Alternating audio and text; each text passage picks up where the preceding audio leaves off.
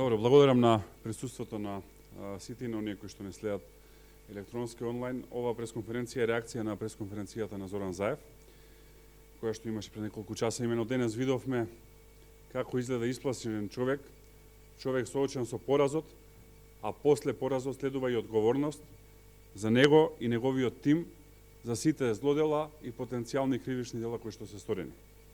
Една работа е сигурна. Зоран Заев паѓа како што паѓаат и неговите лаги.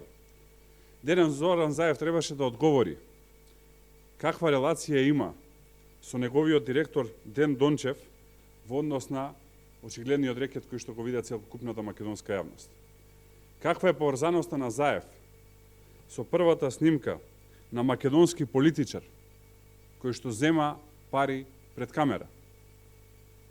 Понатака, дали со тоа што дозволи Ден Дончев нечепнато да се повлече од директорската позиција, практично Зоран Заев овозможи амнестија за овој човек, знаејќи што правил, затоа што најверојатно го правил во координација со Заев.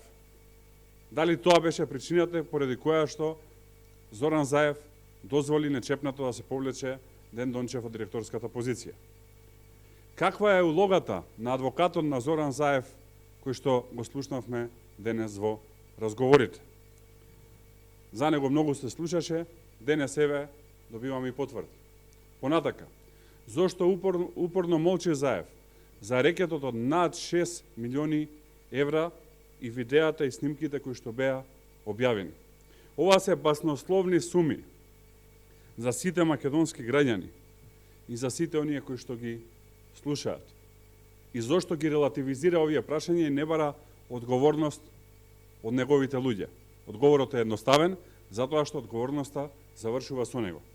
Се сеќаваме како пред неколку години правеше сцени и театри со објавување на разговори за каква боја на плочки некој имал во сопствениот стан, ама деноиве, кога гледаме разговори и видеа, како некој си става пари во торба и како се разговара за баснословни суми на пари, за одговорност не зборува, многу едноставно затоа што одговорноста завршува кај него.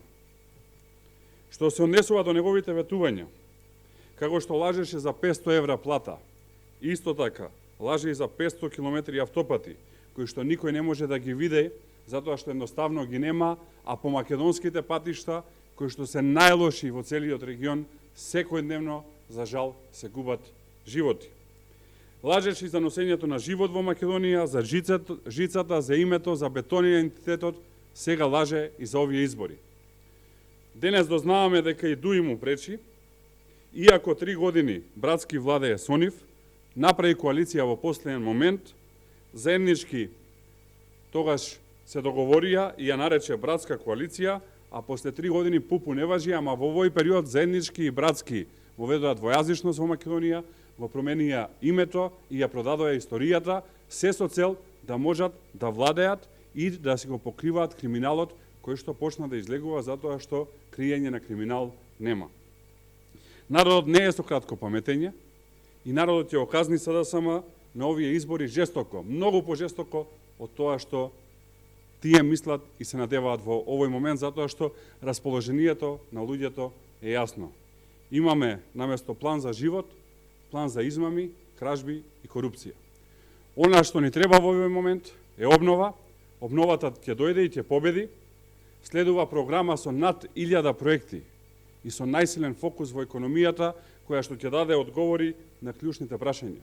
Народот му треба подобар живот, повеќе пари за подобар живот, му треба правна држава, му треба функционален систем на владење на правото, му треба подобро здравство и пред се ред. Ние тоа ќе го постигнеме и ќе го оствариме заедно со граѓаните по победата на изборите. Благодарам, поелете, дали има прашање? Подпредседателе, прашање од редакцијата на Сител. Заев побара ветинг во правосудството и одговорност за тие што се слушаат на снимката, врзана со случајот Рекет. Заев тврди дека не е поврзан со снимката, ниту со случајот. Ваш коментар, иако пресод беше посветен на таа тема, сепак да одговориме на... Мислам дека одговорив, но еве во делот каде што не одговорив, Заев се однесува како во изминативе 3 и нешто години да е опозиција, а не власт. Тој направи влада во 2017 година и во овие 3 и нешто години имаше можност да ги решава проблемите. Се сеќавате дека и претходно ветуваше ветинг, ама во овие 3 години не го направи тој ветинг, затоа што влезе во непринципиелен брак со корумпираниот дел од македонското судство и обвинителство. Најголем дел од луѓето кои што работат и во судството и во обвинителството се професионалци и честни луѓе. За жал, како и во секоја работа постојат луѓе кои што тоа не се, баш со тие Зоран Заев влезе во непринципиелен брак и затоа не направи ветинг, затоа што ветингот требаше да заврши со него. Така што ова се празни флоскули на еден политичар на заминување. Михајло Винемилски, канал 5 телевизија. Господин Николовски, што доколку по изборите се создаде ситуација да не може да се формира влада без коалиција со ДУИ, дали ВМРО е подготвено, дали партијата е подготвена да го прифати нивниот предлог за премиер Албанец? Ние сме убедени дека ќе победиме нови избори, ќе победиме така убедливо да нема да има дилема околу формирањето на владата, а уште помалку ќе има дилема околу тоа кој ќе биде премиер на следната влада. Ние имаме кандидат за премиер, тоа е претседателот на партијата Христијан Мицкоски и Христијан Мицкоски ќе биде премиер на владата на Република Македонија. По однос на барањето на ДУИ, кратко едноставно тоа е неприфатливо за нас. Сметаме дека е од пропагандни цели и дека тоа барање не може на ниеден начин да биде прифатено од ВМРО-ДПМН и нема да биде прифатено ни сега ни во иднина.